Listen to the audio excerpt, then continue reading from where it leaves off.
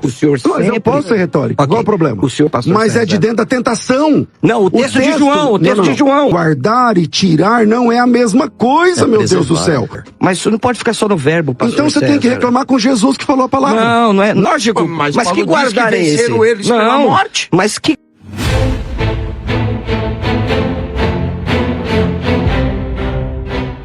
Que eu tô perguntando pra ele, porque O a bispo- ideia dele o é pastor entrar Calixto. no meio. Eu posso Aí falar? fica Pastor. complicado, João, que parece que é tirar o diabo de dentro do diabo. Não, mas eu tenho mais. Vamos ouvir o pastor Marcelo. Eu quero Ei, falar Marcelo, um pouco. Bom, esse texto... Como é que fica aí, Marcelo? Tira o diabo Tá. de dentro do diabo, não sei. cara. Apocalipse capítulo 3:10, o pastor sabe que é um texto muito difícil para ele. O pastor César sabe que o original grego é perfeito e ele tem um grande mestre, como foi meu mestre, o professor Luciano Benigno.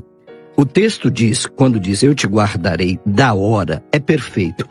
Ec tes horas. O que diz um dos maiores gramáticos da língua grega, o Daniel B. Wallace? É que diante de um verbo estativo, que é o verbo guardar aqui, a preposição ec perde a força. Se fosse para guardar na tribulação, deveria ser usada o prefixo eis, para a tribulação. E aí o pastor César usou que a única saída é essa, de João capítulo 17:15, mas toda a construção gramatical aqui é diferente de João capítulo 17. Por quê? Olha bem. Se é guardar de dentro para fora, nós temos um problema seríssimo, porque Daniel capítulo 13, verso 7 vai dizer assim: foi-lhe dado também que pelejasse contra os santos e os vencesse.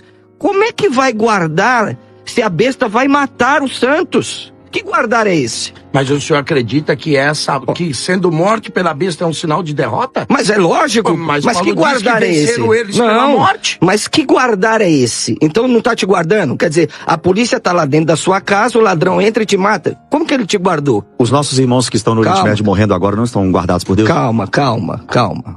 Aí, o César, habilmente, não é? Cita João 17:15. Bom, se é guardar de dentro para fora, nós temos um problema com esse texto aqui, que eu falei para o Bispo Samuel. O senhor lembra, Bispo Samuel? O senhor até gostou da minha explicação desse texto? Ora, eu já vi pessoas saírem, o demônio sair de dentro das pessoas. Mas eu nunca vi uma pessoa sair de dentro do maligno. Então não funciona o texto de Apocalipse 3:10 com João 17:15, que eles têm que apelar, porque a única construção que tem é aí. Só que toda a gramática aí é diferente, aí não é verbo estativo, E o verbo, outro verbo. em Apocalipse 3:10 é terel. Terel, exatamente. Então não cabe A esse inerrância texto. bíblica, ela depõe contra o pós. Exatamente.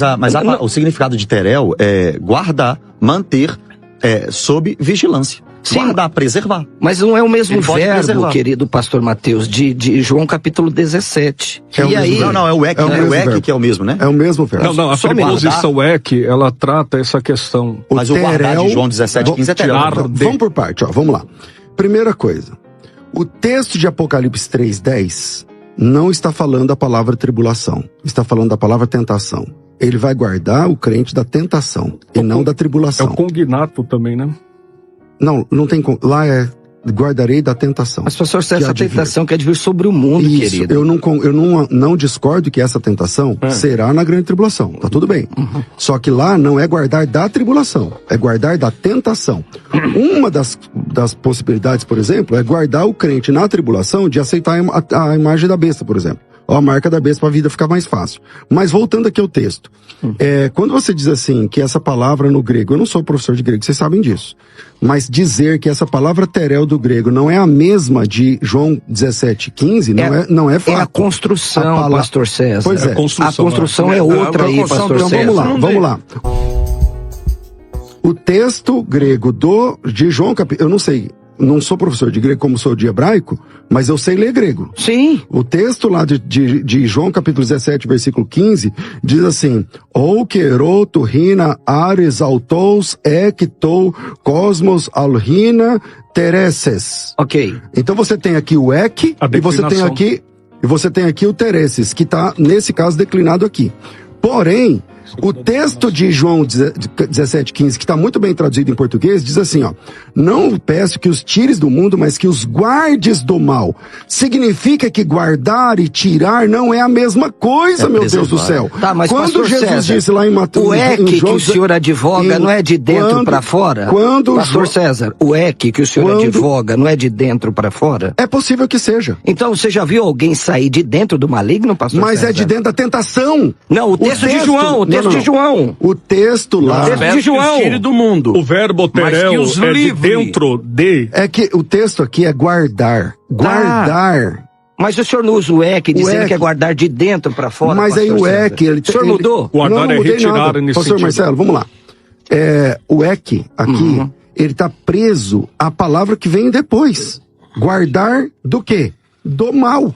Então, mas é guardar de dentro do mal? Porque é teressos é guardar. Mas isso não pode ficar só no verbo, pastor Então você César. tem que reclamar com Jesus que falou a palavra. Não é. Não comigo. Não seja retórico, César. Não seja mas retórico. peraí, quem está sendo retórico é você. Não seja retórico. Não, eu posso ser retórico. Nós temos uma grande amizade.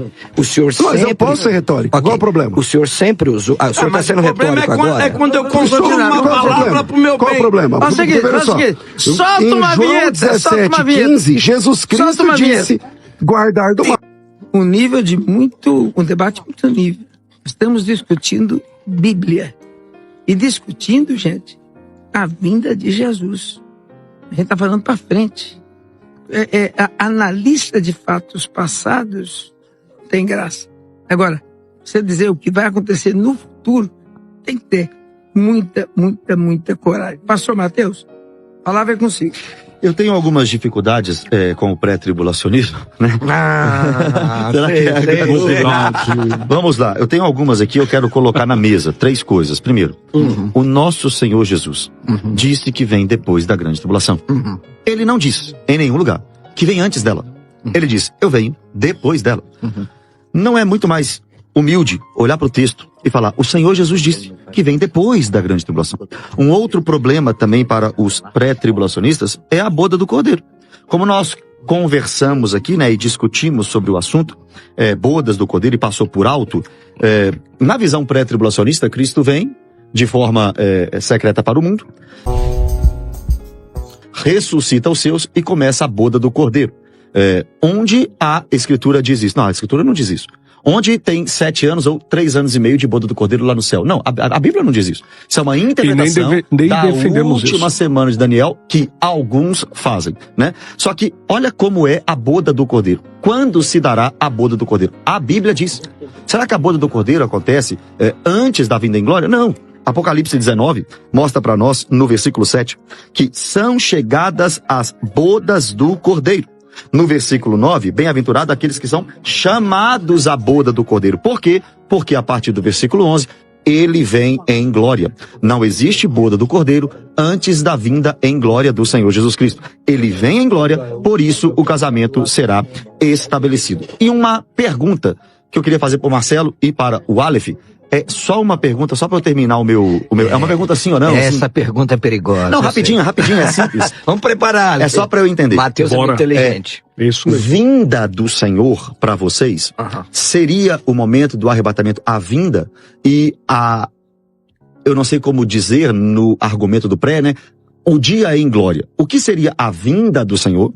E como se dá o nome da chegada em glória? Parousia, né? Mas como é que vocês tratariam a vinda do Senhor? O que é vinda? No arrebatamento, o que é vinda? É vinda? E depois, em glória. Só para ouvir vocês, e eu quero fazer um argumento a respeito dessa pergunta. Vai lá, Aleph. Perfeito. Já falei bastante aqui com vocês. Parece que o Marcelo tá fugindo do debate.